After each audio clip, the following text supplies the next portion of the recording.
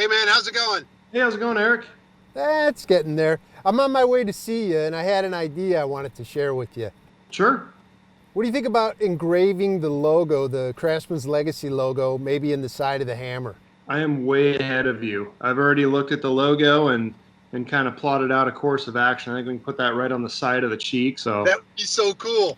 I think it should come out pretty neat. Awesome, man. Well, I'm excited to work with you, dude. Yeah, I'm glad we're on the same page. All right, brother, be good.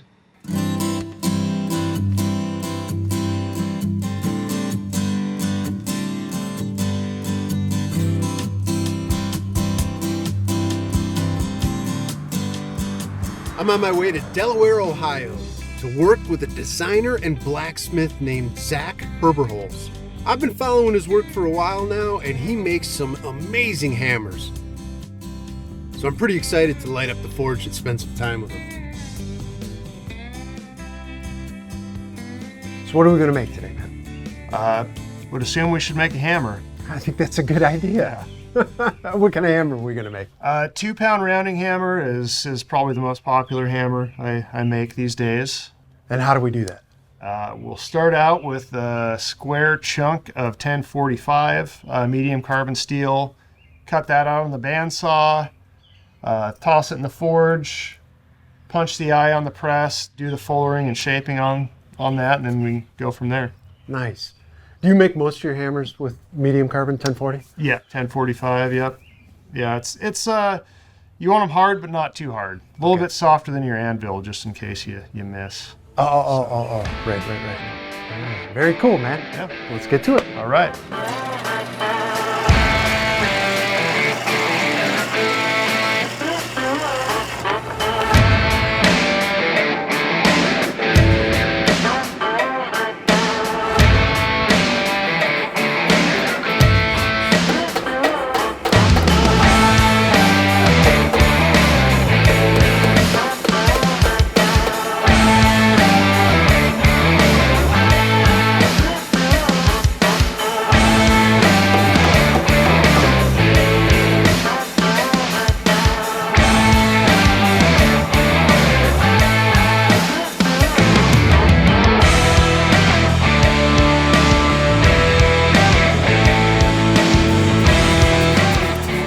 Grab the corners, so pull it out back a little bit. Grab right on the corners if you can. Yeah, there we go. Get it flat? Yep.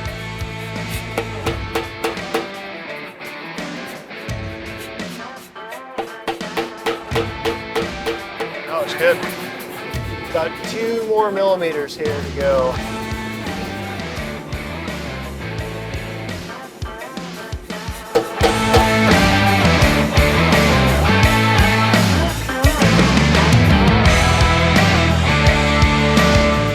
Nice.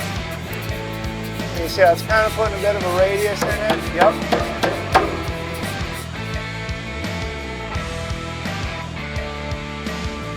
That's good. I'll make 2 marks here. Find the middle of it. So I have a center line there. All right, I'm gonna try and get these started here.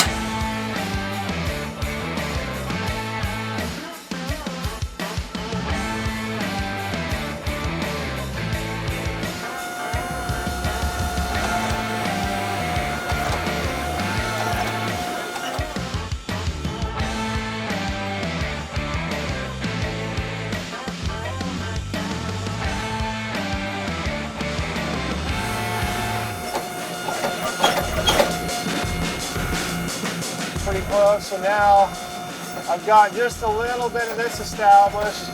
I'm gonna roll it to a 45. It's not actually a 45. What I'm trying to do is hit flat with those diagonal chamfers. Yep, okay. And just a little bit. And go to this side and kind of reinforce those again. Over the years, I've been able to spend a lot of time using different types of equipment. And I can always tell when the person that I'm working with has also spent a lot of time behind a specific piece of equipment. Now with Zack, he walked up to that iron press and he was able to feather that trigger on it and get it to work so delicately in what he was doing. And that does not come easy. That's just time in the saddle. The more time you spend at it, the better you know your equipment. I have a tremendous amount of respect for that.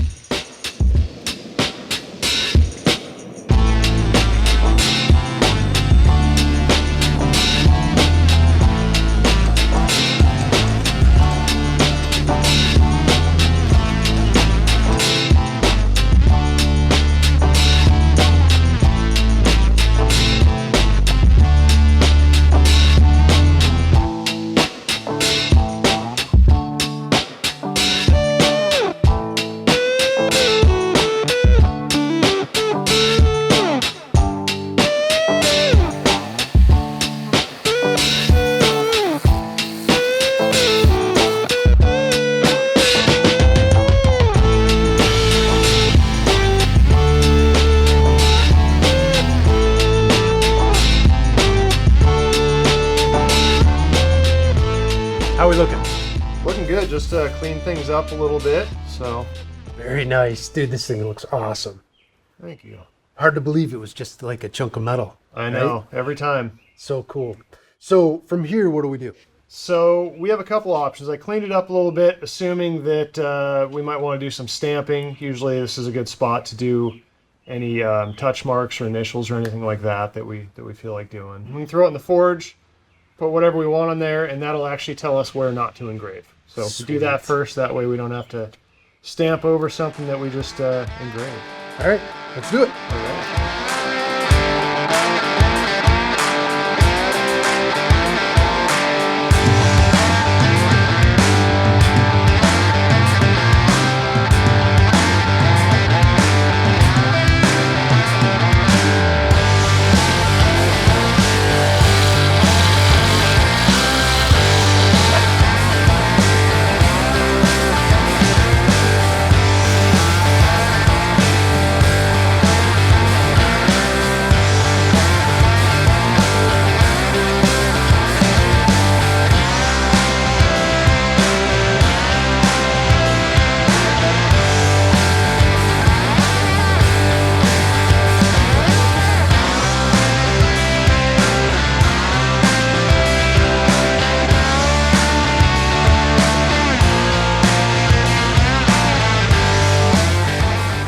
I was super impressed to see that Zack wanted to take his hammers to the next level and start engraving them.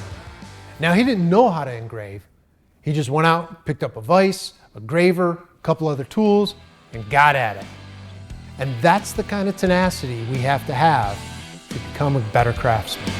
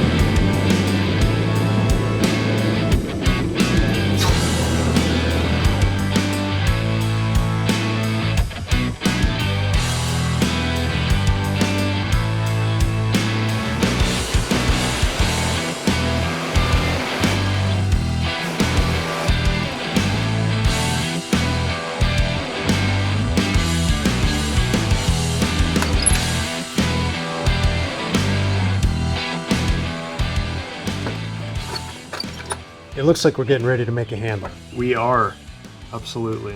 And what kind of wood do you like to use for that? I really like ash. A lot of people like hickory. I find that ash is really easy to work and it kind of has a little bit of a spring to it, which I like in my hammers. Right on.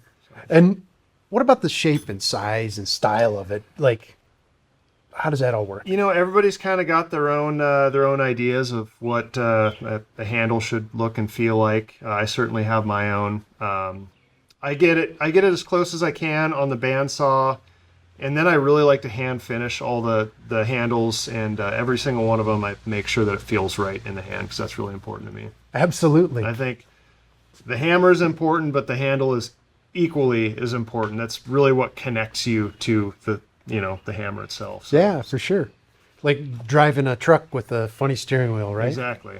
So where do we go from here? So first step is to finish machining this blank, getting it to the right size. I don't like measuring stuff, so I just keep this on hand. Okay. And figuring out the grain orientation is very important. You want the grain to be parallel with how you're swinging the hammer. And why is that important? It's just it's stronger in that direction. You know, if you imagine plywood, it's going to be a lot stronger on axis than off axis. Same thing with wood grain. Okay. So, I'm going to set this up.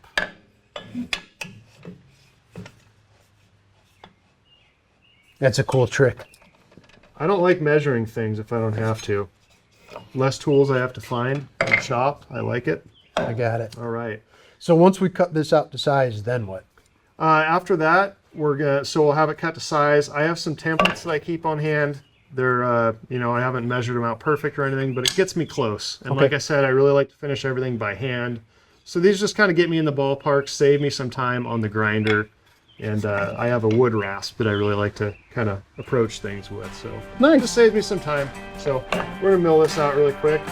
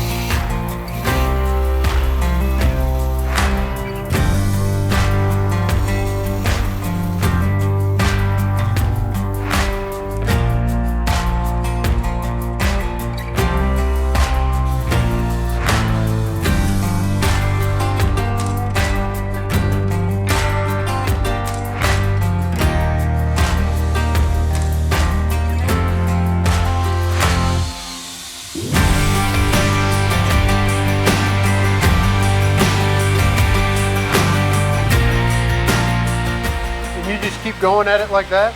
Pretty much. I mean, once I get the bolt knocked off, this is where I'll switch to the wood rasp and really it gives you a lot of control. For some reason, like the wood rasp, really end up with an ergonomical feeling hammer.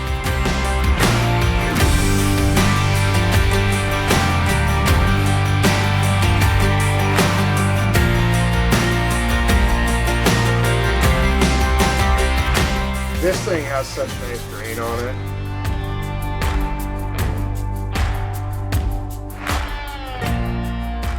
I thought it was super creative that Zack was using leather dye on his wooden handles. He not only was able to obtain a clean looking fade, which can be difficult with wood stains, but he also opened up his color palette, which is tremendously cool. It's a reminder to always keep an open mind because you never know what you're going to learn.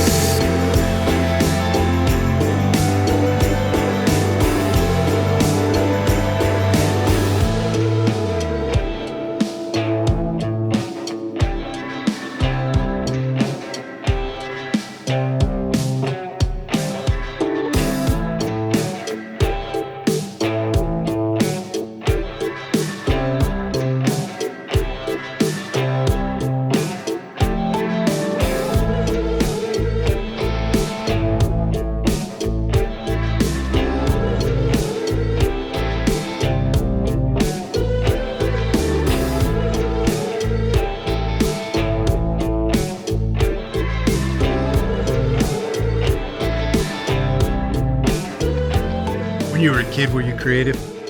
I don't know if I was any more creative than your average kid. You know, I drew a little bit, took a lot of things apart, usually didn't get them back together. But Yeah. Were you good in school? no, not really. I was okay. I was like a C plus student. Went to college a few times. I did good in college. I felt like because I had a little bit more autonomy as far as, you know, what my field of study and interest were. What did you study in college? First time around, I went to college for automotive engineering. So I kind of learned, you know, the basics of fabrication, learning how to MIG and TIG and how to, you know, grind pretty much. Those simple things. Went back to Spokane and worked at some automotive dealerships. And turns out I didn't really care for that a whole lot.